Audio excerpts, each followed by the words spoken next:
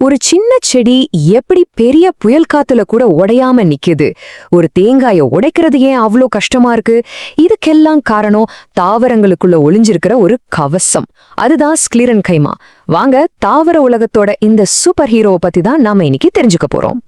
சரி, ஒரு கேள்வி. நீங்க எப்போவாவது ஒரு பேரிக்காய கடிக்கும்போது அந்த இனிப்பு சுவையோட சேர்ந்து பல்லுக்கு கீழே மணல் மாதிரி நர நரன்னு ஒரு உணர்வு வந்திருக்கா? அது ஏன் அப்படி இருக்குன்னு யோசிச்சிருக்கீங்களா? வாங்க, அதுக்கு பின்னாடி இருக்கிற சயின்ஸ் என்னன்னு நாம இப்ப பார்க்கலாமா? ஓகே, அந்த கேள்விக்கான பதில் அது தாவரத்தோட அமைப்புக்குள்ளேயே தான் ஒளிஞ்சிருக்கு. அதுதான் தாவரத்தோட கவசத்திசு. அது எப்படி வேலை செய்யுதுன்னு இப்ப நாம பார்க்கலாம்.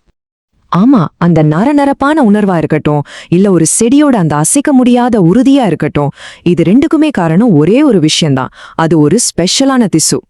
சரி, அந்த திசுவுக்கு ஒரு பேர் இருக்கு. அதுதான் ஸ்க்லீரன்கைமா. பேரு கொஞ்சம் கஷ்டமா இருக்க மாதிரி தோணலாம், ஆனா இதோட வேலை ரொம்பவே ஆச்சரியமானது. வாங்க, இத பத்தி இன்னும் கொஞ்சம் டீப்பா தெரிஞ்சுக்கலாம். ஸ்க்லீரன்கைமா அப்படின்னா என்ன?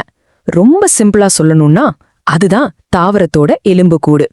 ஆமா, நமக்கு எப்படி எலும்புகள் ஒரு வடிவத்தையும் உறுதியையும் கொடுக்குதோ அதே மாதிரிதான் இந்த திசுவும் தாவரங்களுக்கு ஒரு சப்போர்ட்டை கொடுத்து அதை நிமிர்ந்து கெத்தா நிக்க வைக்குது. இதுல ஒரு இன்ட்ரெஸ்டிங்கான விஷயம் என்னன்னா, இந்த ஸ்க்லீரன்கைமா செல்கள் முதிர்ச்சி அடைஞ்சதுக்கு அப்புறம் அதுல உயிர் இருக்காது. அது டெட் செல்ஸ். அதோட ஒரே வேலை சப்போர்ட் கொடுக்கறது மட்டும்தான். அதோட செல் சுவர்கள் எல்லாம் பாத்தீங்கன்னா ரொம்ப தடிமனாவும் பயங்கர உறுதியாவும் இருக்கும். இதுக்கு காரணம் லிக்னின்னு சொல்ற ஒரு கெமிக்கல். இதை ஒரு சூப்பர் சிமெண்ட் மாதிரி கற்பனை பண்ணிக்கோங்க. அதுதான் இந்த செல்களை கிட்டத்தட்ட கல் மாதிரி உறுதியாக்குது. சரி, எல்லா செடிக்கும் ஒரே மாதிரி சப்போர்ட் தேவைப்படாது இல்லையா? அதனால இந்த ஸ்க்லீரன்கைமா திசுவிலேயே ரெண்டு முக்கியமான வகைகள் இருக்கு. ஒன்னு நார்கள், இன்னொன்னு ஸ்க்லீராய்டுகள். வாங்க, இது ரெண்டுக்கும் என்ன வித்தியாசம்னு பார்க்கலாம். இந்த ரெண்டுக்கும் நடுவுல ஒரு பெரிய வித்தியாசம் இருக்கு. நார்கள், அதாவது ஃபைபர்ஸ், ரொம்ப நீளமா இருக்கும். இது எதுக்குன்னா, காத்துல ஒரு செடி வளையும் போது அது உடையாம பாத்துக்கிறதுக்கு.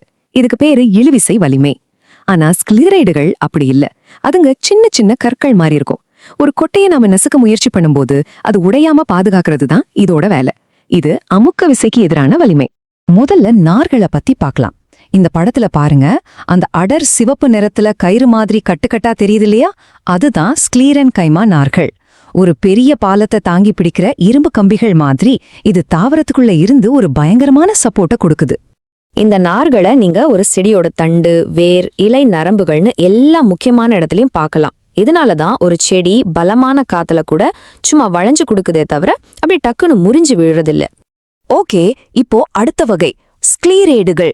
இத கல் செல்கள் அப்படின்னு சொல்லுவாங்க. ஏன்னா இது கல் மாதிரி உறுதியா இருக்கும். இப்போ உங்களுக்கு ஒரு விஷயம் ஞாபகம் வருதா? நம்ம ஆரம்பத்துல கேட்டோமே, பேரிக்காயோட அந்த நரநரப்பு தன்மை. ஆமா, அதுக்கு காரணம் இந்த குட்டி குட்டி கல் செல்கள் தான்.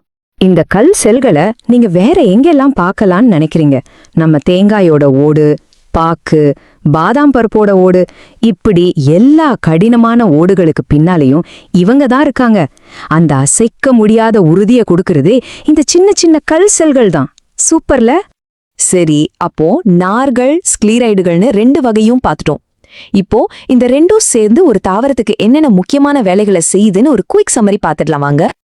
இதோட முதல் மற்றும் முக்கியமான வேலை மெக்கானிக்கல் சப்போர்ட், அதாவது ஆதரவு கொடுக்கறது. ஒரு உயரமான மரம் சாயாம நிமிர்ந்து நிக்கிறதுக்கு இந்த திசுதான் காரணம். ரெண்டாவது பாதுகாப்பு. யோசிச்சு பாருங்க, ஒரு தேங்காய அவ்வளவு சுலபமா உடைக்க முடியுமா? முடியாது இல்லையா? ஏன்னா அதுக்குள்ள இருக்கிற முக்கியமான விதைய இந்த ஸ்க்லீரன்கைமா ஒரு கவசம் மாதிரி பாதுகாக்குது. அப்போ விஷயம் இவ்வளவுதான். நம்ம கண்ணுக்கு தெரியாத இந்த சின்ன சின்ன செல்கள் தான் ஒரு பெரிய மரத்துக்கே அந்த பலத்தை கொடுக்குது.